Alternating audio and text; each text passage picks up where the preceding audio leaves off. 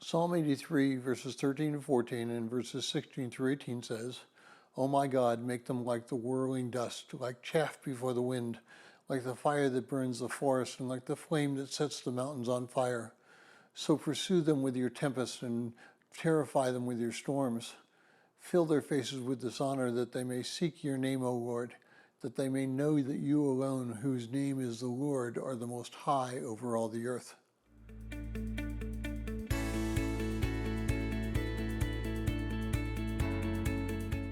Well, if you're joining us in reading through this 6-month reading plan through the book of Psalms, today's reading is Psalm 83, and I encourage you to read that psalm.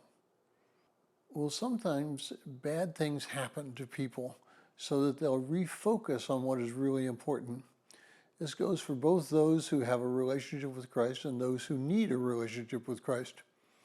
Our current situation with the coronavirus would be just such an experience. For many of us, complacency in our walk with Christ has become a problem. From day to day, week to week, month to month, and year to year, we've done the same thing, seen the same people, sung the same songs, and thought we were doing God's work all the time when we weren't going at it at all. This virus has changed the way we do things. We have to think outside the box.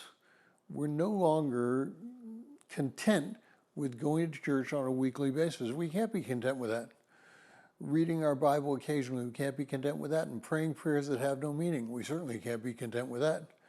We need to think how we can minister to people. We need to figure out new ways of communicating with people, and we need to discover new ways that we can develop our relationship with Christ. In several places, churches have begun to offer drive-in services.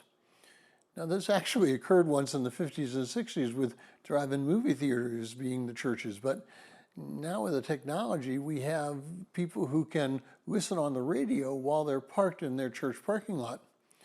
Many churches have gone to an online environment where they are offering live services or recording services.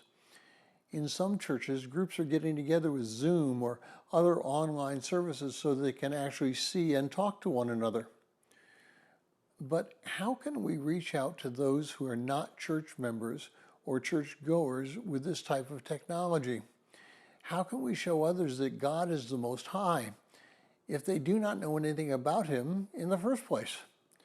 This is my challenge to you in the next few days. Start praying that God will show you and all of us new ways that we can contact and interact with people without physically getting near them. And then let's come up with new ways or old ways with a new twist to show them their need for God and how we can help them both spiritually and physically.